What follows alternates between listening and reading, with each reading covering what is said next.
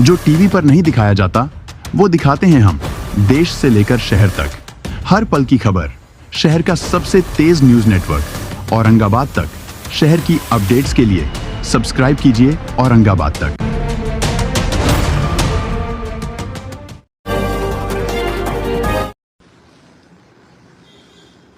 आदाब, नमस्कार, सत श्री अकाल, वेरी गुड इवनिंग। एक बार फिर मैं आपके बीच में हाजिर हुआ हूं कुछ अहम बातें करने के लिए, कुछ मुद्दों से आपको आगाह करवाने के लिए। किसी ने खूब कहा है कि लोगों के खुद के ज़मीर है बिके हुए, लोगों के खुद के ज़मीर है बिके हुए, वो चले हैं मेरे किरदार पर उंगलियां उठाने। समझा? नहीं समझा है तो मैं दोबारा आपके लिए कहना चाहता हूं, लोगों के खुद के ज़मीर है बिके हुए, वो चले हैं मेरे किरदार पर उंगलियां उठाने के लिए। दोस्तों, एक बड़ा भव्य मोर्चा निकाला जा रहा है इम्तियाज जलील के विरोध में। विरोध इसलिए कि इम्तियाज जलील जातिवादी है। इसलिए इम्तियाज जलील का विरोध करने के लिए कुछ संगठन, कुछ लोग इकट्ठा हुए और वो लोग ये मोर्चा निकाल रहे हैं। मेरी शुभकामनाएं हैं उन्हें। जब कोई मुझे जातिवादी कहता है तो मुझे ऐसा लगता है कि कोई मुझे गाली दे रहा है करके, क्योंकि इम्तियाज जलील 24 साल पत्रकारिता किया, 10 साल राजनीति में रहा, 5 साल इसी शहर का आमदार रहा, 5 साल इसी जिले का खासदार रहा। कोई मुझे ये नहीं कह सकता है कि इतने सालों के अंदर मैंने कभी भी किसी जाति, धर्म और मजहब के हिसाब से कोई काम किया है, मैंने कभी किसी जाति के विरोध में काम किया है या किसी जाति के खिलाफ मैंने कोई अपशब्द का इस्तेमाल किया है। मैं अचानक जातिवादी कैसे हो गया है, क्या कहानी है इसके पीछे, अगर आप समझना चाहेंगे तो आप, अभी तक तो खैर पूरा शहर क्या पूरा महाराष्ट्र समझ चुका है कि इम्तियाज जलील को अचानक जातिवादी कैसा बना दिया गया है। मकसद यह है कि कहीं पे निगाहें, कहीं पे निशाना। दरअसल ये जो संगठन, ये लोग जो मोर्चा निकाल रहे हैं, ये कौन लोग हैं इनके बारे में बाद में मैं बताऊंगा। लेकिन मेरे जिले के पालक मंत्री है आदरणीय संजय सिरसाट साहब, मेरे अच्छे मित्र है, लेकिन उनके कुछ ऐसे कारनामों को मैंने उजागर किया कि जिसके अंदर करोड़ों रुपए की जमीनें अपने नाम के ऊपर करवाना, इलीगल तरीके से जो प्रॉपर्टी गवर्नमेंट की है उसको अपने बच्चों के नाम के ऊपर कर देना, फिर बड़ी बड़ी होटलें बनवाना, सिर्फ यहीं पे नहीं बाहर भी होटलें बनवाना। तो ये सब उनका मैंने पूरा डॉक्यूमेंट एविडेंस के साथ निकाला, पूरे सबूत मीडिया के सामने दिया। मंत्री जी तो मतलब ये है कि दुनिया के हर मुद्दे के ऊपर चर्चा करने वाले मंत्री पिछले 20-25 दिनों से कहा कि नहीं, मैं अपने बारे में कुछ नहीं कहूंगा, और कह भी नहीं सकते हैं क्योंकि डॉक्यूमेंट इतने साफ है, इतने क्लियर है कि उनके पास कोई जगह नहीं है कि मैं बताऊं तो क्या बताऊं करके। तो पहले मुझ पर कुछ संगठनों को छोड़ा गया कि साहब, मैंने एक डॉक्यूमेंट के अंदर एक शब्द जो उनके खुद के संजय सिरसाट साहब के बच्चों के नाम के ऊपर, जो एससी समाज की जमीन, जो सरकारी जमीन है, जो कलेक्टर की इजाजत के बगैर ट्रांसफर नहीं होती है, लेकिन मंत्री जी है, पालक मंत्री है, बड़े है, सत्ता है, हुकूमत है उनकी, तो उन्होंने वो जमीन अपने बच्चों के नाम के ऊपर ट्रांसफर कर दी। मैंने जब डॉक्यूमेंट निकाला, वो डॉक्यूमेंट के ऊपर लिखा हुआ था वो शब्द कि इसलिए है, तो इस शब्द की वजह से या इस जाति की वजह से ये जमीन उन्हें दी गई है करके। अब मेरा कसूर, मुझे गुनाहगार इस तरीके से बना दिया गया कि मैंने वो शब्द बोला कैसा। मैंने बोला नहीं, मैंने पढ़ा जो डॉक्यूमेंट संजय सिरसाट साहब की प्रॉपर्टी के अंदर है। अब मैं भी मानता हूं कि ये शब्द नहीं इस्तेमाल होना चाहिए, सुप्रीम कोर्ट ने कहा है, बहुत सारे फैसले भी आए हैं, लेकिन इसकी जिम्मेदारी किसकी है? महाराष्ट्र सरकार की है, क्योंकि जब केंद्र सरकार से आदेश आता है तो चीफ सेक्रेटरी के पास यह आदेश आता है कि अब इस शब्द का इस्तेमाल नहीं होना चाहिए करके। लेकिन चीफ सेक्रेटरी साहब ने उसके ऊपर नजर नहीं डाली और नीचे जितने भी कलेक्टर्स हैं वो लगातार उस शब्द का इस्तेमाल कर रहे हैं। मेरा कसूर, मेरा गुनाह सिर्फ ये था कि मैंने उस दस्तावेज, उस कागज को पढ़ने का मैंने गुनाह किया, जुर्म किया, इतना बड़ा जुर्म किया कि अब एक संगठन कहता है कि मुझे फांसी पे लटका देना चाहिए करके। ये लोग इकट्ठा हो गए, पुलिस स्टेशन के सामने गए, इम्तियाज जलील मुर्दाबाद के नारे लगाए, फिर पुलिस के ऊपर दबाव डाला गया। मंत्री जी खुद कई सारे पुलिस स्टेशन के अंदर फोन किए और उन्होंने कहा कि मतलब अभी का अभी इम्तियाज जलील के ऊपर एफआईआर रजिस्टर होना। पुलिस भी क्या करती है, सत्ता के बड़े सरदार का हुक्म आया तो पुलिस ने सोची नहीं कि हम जिस वर्दी के अंदर है हम अपने नियमों के हिसाब से काम करेंगे, लेकिन मालिक का हुक्म आया तो पुलिस वालों ने भी कहा कि चलिए एफआईआर रजिस्टर कर देते हैं करके, तो एफआईआर रजिस्टर कर दी गई। अब एफआईआर हो गई है। अब एफआईआर होने के बाद जो भी पुलिस की प्रक्रिया होती है, जो भी इन्वेस्टिगेशन होना है वो होना है इसमें। लेकिन नहीं, ये कुछ संगठन, ये कुछ लोग, मैं संगठन भी नहीं कहूंगा, चंद लोग हैं जो अपने आप को दलित समाज के बहुत बड़े नेता मान रहे हैं, समझ रहे हैं कि हम दलितों का बहुत बड़ा उद्धार करने वाले लोग हैं और हमारी भावनाओं को ठेस पहुंचा है। इम्तियाज जलील कभी भी किसी जाति, धर्म और मजहब की भावनाओं को ठेस नहीं पहुंचा सकता है, ये आप अपने जहन में डाल दीजिएगा। मोर्चा अगर मेरे खिलाफ है तो एक मेमोरेंडम कम से कम कलेक्टर को दे देना था, एक मेमोरेंडम कम से कम डिविजनल कमिश्नर को दे देना था कि साहब ये शब्द जो है इससे हमारी भावनाओं को ठेस पहुंचती है, तो आप ये शब्द है तो निकाल दीजिएगा करके। नहीं, ऐसा कुछ नहीं। लेकिन इम्तियाज जलील को निशाना बनाना है। क्यों बनाना है? क्योंकि इम्तियाज जलील ने जो मुद्दा उठाया है, मुद्दा क्या है? भ्रष्टाचार का है, करोड़ों रुपये का मामला है। अब उसको किसी तरह से डाइवर्ट करना, तो मंत्री जी ने क्या कहा, ये तो बेकार पड़े ही रहते हैं, तो इनको सबको बुलाया और इनके हवाले असाइनमेंट दे दिया, काम दे दिया कि भैया काम पे लग जाओ, तुम्हारा हर हिसाब से मैं ख्याल रखूंगा। अब ऐसा ख्याल रख रहे हैं कि ये लोग धना प्रेस कॉन्फ्रेंस, बड़ी आलीशान होटल के अंदर प्रेस कॉन्फ्रेंस ली गई, वहां पर चिकन बिरयानी और चिकन खोरमा खिलाया गया पत्रकारों को, यूट्यूब वालों को एक पैकेट भी दी गई है, मैं इसके बारे में ज्यादा नहीं बोलता हूं। लेकिन इस तरीके से एक माहौल बनाने की कोशिश की गई। देखिए, दलित चळवळ, दलित मूवमेंट जो है इसका एक इतिहास रहा है और बहुत अच्छे अच्छे मुद्दों के ऊपर ये दलित मूवमेंट ने बहुत अच्छा काम अपने समाज के लिए किया है और आज भी करते हैं। बहुत सारे ऐसे दलित समाज के लीडर्स हैं जिन्हें सही मानों में अंदर से तकलीफ होती है जब उनके समाज के ऊपर कुछ नाइंसाफी होती है, कुछ गलत होता है, तब ये पूरे एक साथ मिलकर आते हैं, लड़ते हैं। लेकिन जब इसी के अंदर, इसी मूवमेंट के अंदर कुछ गलत लोग शामिल हो जाते हैं तो उसका नतीजा क्या होता है कि आप पैसे की खातिर अपने इस पूरे मूवमेंट को किस तरीके से कमजोर कर देते हैं। सारा शहर नहीं, सारा महाराष्ट्र जानता है ये मोर्चा किस लिए निकाला जा रहा है, कौन इसके पीछे है। वरना ये बताइए, ये मूवमेंट का जो नेतृत्व करने वाले, अपने आप को दलितों के बहुत बड़े नेता कहने वाले लोग हैं, इतना पैसा आ कहां से रहा है कि जो शहर के बड़े बड़े होर्डिंग्स के ऊपर इम्तियाज जलील का नाम लिखा गया है, पूरे शहर के अंदर पूरे होर्डिंग्स लगाए गए हैं कि 23 तारीख को आना है, हमारी भावना को ठेस पहुंचा है करके। ऐसा कुछ नहीं है। ये असल में मुद्दे को डाइवर्ट करना चाह रहे हैं कि मुद्दा मंत्री जी का है तो उस मुद्दे को कैसा डाइवर्ट करना। और सिर्फ शहर के अंदर होर्डिंग्स नहीं लगे हुए हैं साहब, किसी बड़े अखबार के अंदर अगर अपने को छोटा सा ऐड देना होता है, एक क्वार्टर पेज का ऐड देना होता है, तो उसकी भी लाखों रुपये कीमत होती है। लेकिन आज जब नींद खुली तो सुबह सुबह जितने अखबार खोल के देखे तो फुल पेज ऐड है। यह है वो फुल पेज एडवर्टाइजमेंट। कौन सा पेपर है? तो ये दिव्य मराठी के अंदर ये फुल पेज एडवर्टाइजमेंट। ये हजारों में नहीं, ये लाखों के अंदर आता है। लाखों रुपये खर्च करने के बाद ये एडवर्टाइजमेंट यहां पर दिया गया है, जिसके ऊपर लिखा है जातिवादी इम्तियाज जलीलच्या विरोधात हल्ला बोल। को ये बताएं किस तरीके से आप कह रहे हैं कि मैं जातिवादी हूं करके। और इसके ऊपर जिस बाबा साहब अम्बेडकर की तस्वीर है, एक बात मैं ये बता दूं कि लोकसभा के अंदर अगर पूरे सांसदों के बीच में, पूरे देश के सांसदों के बीच में अगर किसी ने खड़े रहकर ये बात कही थी कि इस देश के अंदर सबसे महान अगर कोई शख्स पैदा हुआ है तो वो महात्मा गांधी नहीं है, डॉक्टर भीमराव अंबेडकर है। ये बात बैरिस्टर असदुद्दीन अवैसी साहब ने कही। ये बात जातिवादी इम्तियाज जलील ने असेंबली में भी कही है और पार्लियामेंट के अंदर भी कही है। आज उसी को ही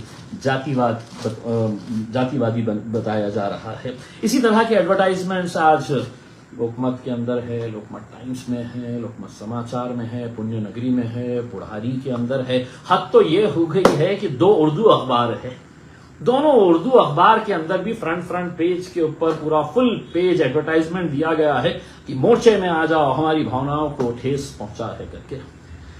दोस्तों, ये जो मोर्चे का नेतृत्व कर रहे हैं उनको ये बात बता देना चाहता हूं, मैं अगर महाराष्ट्र सरकार के एक मंत्री की पोल ऐसे खोल सकता हूं तो आप ये मत समझ लीजिएगा कि आपके मोर्चे से मैं डर जाऊंगा, घबरा जाऊंगा, मैं दब जाऊंगा, मैं खामोश हो जाऊंगा। बहुत गलतफहमी में जी रहे हैं आप उसमें।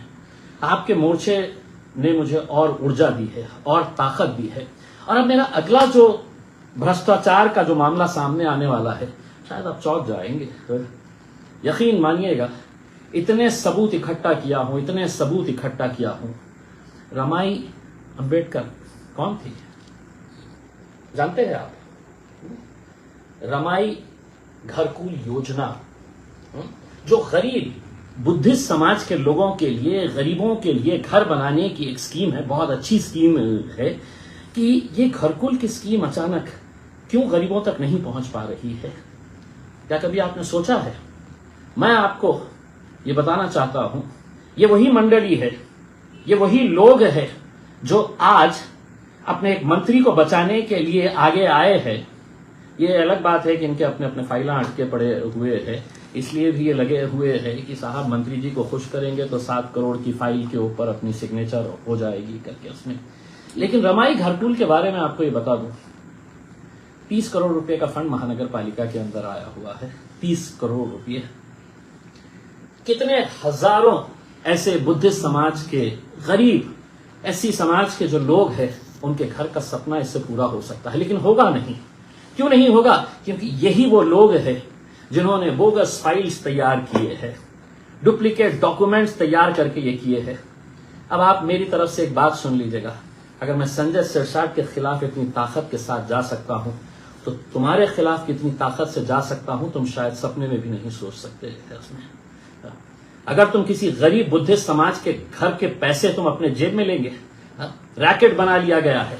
मैं म्युनिसिपल कमिश्नर से यह अनुरोध करना चाहूंगा कि साहब, अगर मैंने संजय सिरसाट के खिलाफ सीबीआई में और director general anti corruption bureau के अंदर जाके पूरे दस्तावेज देकर आया हूं, यही डॉक्यूमेंट्स रमाई अंबेडकर के मैं सीबीआई ऑफिस के अंदर जाकर पूरे सबमिट करूंगा। मैं बड़ी बड़ी इंक्वायरी इसके ऊपर लगाऊंगा, क्योंकि ये गरीब बुद्धिस्ट समाज के घर है करके 2.5 लाख रुपए मिलता है। मालूम है क्या करते हैं? लोगों से कहते हैं कि डॉक्यूमेंट्स दे दो, हम तुम्हारा घरकुल करवा के लेकर आएंगे। 2.5 लाख रुपये में से 1 लाख रुपया अपने जेब में रख लेते हैं। कुछ तो ऐसे है कि 1.5 लाख अपने जेब में रख लेते हैं और 1 लाख रुपये बेचारे वो लोगों को देते हैं। तो ये बहुत बड़ा मामला है, करोड़ों का मामला है। और यकीन मानिए, अगर इम्तियाज जलील अगर इसके पीछे पूरी ताकत के साथ पड़ा तो मैं आपको वादा करता हूं, आज मेरी जबान आप याद रख लीजिएगा कि आपको मैं जेल के पीछे भिजवा के रखूंगा। मैं अगर गरीब बुद्धिस्ट लोगों के जमीनों के ऊपर, उनके घरों के ऊपर तुम नजर डाले हुए हैं और ये समझ रहे हैं कि हम समाज के बहुत बड़े लीडर हैं और हमारे को हमारे माई बाप का संरक्षण हासिल है, वो हमारे सर के ऊपर हाथ रखा है। अरे तुम्हारे माई बाप को मैंने नहीं गिना हूं तो तुम्हारे को क्या? तो तैयार रहना। ये संजय सिरसाट का मामला तो मैंने देख के आ गया हूं, अब वो इंक्वायरी जैसी भी होना है वो करेंगे।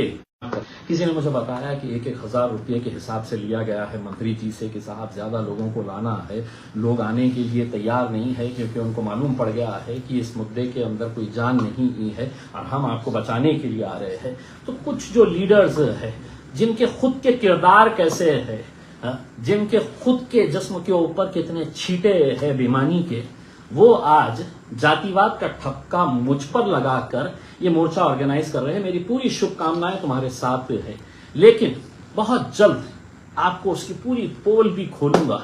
जो जो लोग उस होटल के अंदर बैठ के मीडिया के सामने कह रहे थे कि हमारी भावनाओं के तुम्हारी ठेस कब पहुंचनी चाहिए, जब कलेक्टर ऑफिस के सामने एससी समाज के गरीब लोग पिछले 2 महीने से बारिश में धूप में बैठे हुए हैं। इनमें से एक भी नेता नहीं है जो वहां पर जाकर 10 मिनट उनको ये कह सके कि हम तुम्हारे साथ है करके। 2 महीने हो गए हैं जब वो वहां पर बैठे हैं, तो आपकी भावनाओं को ठेस नहीं पहुंचा है। आपकी भावनाओं को सिर्फ इम्तियाज जलील से ठेस पहुंचता है, सरकार से नहीं पहुंचता है। आज मुकुंदवाड़ी के अंदर गए थे कोई, अपने आप को कृति समिति बताने वालों, आप मोर्चे की जो तैयारी कर रहे हैं, लेकिन ऐसे कितने दलित समाज के, बुद्धिस्ट समाज के, मुसलमान, हिंदू भाई हमारे, उनके घरों को बेघर किया गया है पूरा गैर कानूनी तरीके से, गुंडागिरी करके, कि एक नेता ने, जिनके तलवे आप चाट रहे हैं, वो नेता फोन करके कहता है कि पूरे के पूरे गिरा दो घर, और प्रशासन, पुलिस पूरी हरकत में आके पूरे गिरा देते हैं। तब आपकी भावनाओं को ठेस नहीं पहुंचता है। कभी विद्यापीठ गए हैं आप? डॉक्टर बाबा साहब अंबेडकर मराठवाड़ा विद्यापीठ, जिस विश्वविद्यालय को डॉक्टर बाबा साहब अंबेडकर जी का नाम दिया गया है, वहां पर जाकर कभी देखे हैं कि हमारे ऐसी समाज के बच्चों को शिष्यवृत्ति, स्कॉलरशिप बराबर से मिल रही है या नहीं मिल रही है करके? कैसे वो लोग फीस भरने के लिए सरकार उनके पैसों को रोक दे रही है, स्कॉलरशिप्स नहीं दे रही है। तब आपकी भावनाओं को ठेस नहीं पहुंचती है, क्योंकि आपको सिर्फ अपने बारे में सोचना है। आपको सिर्फ ये सोचना है कि रमाई घरकुल योजना के अंदर कितने लाख या कितने करोड़ में बना सकता हूं। म्युनिसिपल कमिश्नर साहब, आप भी तकलीफ में आ जाएंगे अगर एक एक फाइल की छानबीन करके अगर ये नहीं दिया गया, क्योंकि मैं इतना दबाव डालने के बाद भी अगर मैं नहीं पीछे हटा, तो आप ये समझ लीजिएगा कि इम्तियाज जलील की फितरत में झुकना, डरना, बिकना लिखा नहीं है। आपने मुझ पर एट्रोसिटी का केस दाखिल कर दिया है, मैं लड़ूंगा, लेकिन अब क्या है कि ये चाह रहे हैं कि इम्तियाज जलील को फांसी पे लटका दिया जाए करके। आप समझ ले, कानून है, कानून अपना प्रोसीजर, आपने तो अपना काम कर लिया है, एफआईआर रजिस्टर करवा दिए है। अब जो भी फेस करना है अदालत के अंदर हम फेस करेंगे उसमें। दूसरा ये है कि जब ये भी मामला हो गया कि साहब एट्रोसिटी भी हो गई है, हम मोर्चा भी निकाल रहे हैं, इम्तियाज जलील के ऊपर नए नए आरोप, शहर के अंदर इनके 22 लोग घूम रहे थे कलेक्टर ऑफिस में, इम्तियाज जलील का कुछ मिलता है? वक्फ बोर्ड में जाके इम्तियाज जलील के बारे में कुछ मिलता है? ये गाड़ी किसकी है, ये घर किसका है करके। जब कोई नहीं मिले तो एक साहब रहते हैं, हर 5 साल के बाद आते हैं, इलेक्शन के वक्त में उनकी गाड़ी के अंदर पेट्रोल डालो, जितना पेट्रोल डालते हैं वो जोर जोर से चीख के चिल्ला के बोलते हैं, कौम और मिल्लत का वास्ता देकर ये बहुत जोर जोर से चिल्लाते हैं। पेट्रोल खत्म तो फिर वो खामोश। लेकिन मुझे खुशी है इस बात की कि मेरी वजह से ना जाने कितने लोगों के घर चल रहे हैं अभी, मेरी वजह से इनका चूल्हा जलने वाला है कुछ दिनों तक उसमें। तो आपको मुबारक साहब, आपका भी हिसाब लिया जाएगा। आप बिल्कुल ये फिक्र मत करिएगा कि आप आएंगे, कुछ यूट्यूब वालों को बुलाएंगे, मीडिया वालों को बुलाकर धीरे से पैकेट उनके हाथ में थमा डालेंगे। इसमें हिसाब तो आपका भी लिया जाएगा। और हाँ, मेरे बारे में जितना भी है, मैंने जैसा आपके जितने आका है ना, आपके आका के बारे में मैं जाके तो director general, anti corruption bureau, CBI headquarter, वहां पे जाके सब दे दिया हूं।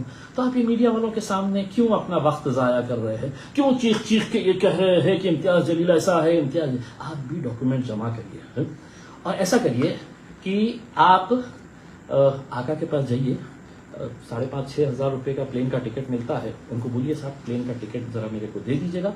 T2 के ऊपर फ्लाइट जाती है, वहां पे उतरिएगा, वहां से है तो टैक्सी ले लीजिएगा। बीकेसी के अंदर सीबीआई का ऑफिस है, बीकेसी में जाइए, वहां पे सीबीआई ऑफिस, अच्छा हुलिया बना के जाइए, वरना आपको बोलेंगे ये कौन आया है, अंदर आने देंगे नहीं देंगे पता नहीं है। अच्छा थोड़ा सा अच्छे तहजीब से जाइएगा उसमें, क्योंकि वहां पे ऐसा वैसा नहीं चलता है उसके अंदर। तो जो भी डॉक्यूमेंट्स है वो लेके जाके वहां पे दीजिएगा, या नहीं तो आपके पास एंटी करप्शन ब्यूरो है। एंटी करप्शन ब्यूरो का ऑफिस जो है वो वर्ली के अंदर है, हाँ वहां पे जाइए। हाँ, टैक्सी के अगर पैसे लगेंगे, मंत्री जी नहीं दे रहे होंगे, मैं दे दूंगा, जाइए। मीडिया के सामने चिल्लाने से कुछ नहीं होने वाला है। सही मानों में अगर काम करने का है तो सही तरीके से काम करिएगा। अगर इम्तियाज जलील को फंसाने का तय ही कर लिए है तो सही तरीके से जाइए। ये यूट्यूब वालों को बुला के क्यों अपना वक्त ज़ाया कर रहे हैं? उसमें आधा घंटा चीख चीख के मुझे डर लग रहा था कि ये हार्ट अटैक ना आ जाए करके, ब्लड प्रेशर ना बढ़ जाए करके। अपने आप को आराम से संयम से रखिएगा। मैं कैसा संयम से रख रहा हूँ, चारों तरफ से घिरा हुआ हूँ। अब तो ये हालत हो गई है कि मंत्री जी ने बोले है कि एट्रोसिटी हो गई है, लेकिन अब मानहानि का दावा भी करना है करके। तो उन्होंने कोर्ट के अंदर मानहानि का दावा, इम्तियाज जलील झूठा है, इम्तियाज जलील ने गलत आरोप लगाए हैं, मेरे क्लाइंट की छवि खराब हो गई है करके। ये मानहानि नहीं है, ये मानहानि नहीं कहते इसे, ये मनी हानि, मतलब जो पैसे की हानि हुई है ना, उसमें पैसे का जो नुकसान हुआ है, मनी हानि जो हुई है, ये सारी तकलीफ उसकी। अब आप कोर्ट में है तो एक डिफेमेशन सूट भी डाल दिए है, चलिए कोर्ट में भी लड़ लेंगे करके। लेकिन ये है, एक बात आप पूरे लोग जितने भी है, कल जो आंदोलन में भी आने वाले हैं, उनको यह कहना चाहता हूं, आप कल जोरदार भाषण करिए, इम्तियाज जलील को गालियां दीजिए, पेपर को ऐड दे दीजिएगा, सब कुछ कर लीजिएगा। इम्तियाज जलील न डरेगा, न झुकेगा और न बिकेगा। धन्यवाद।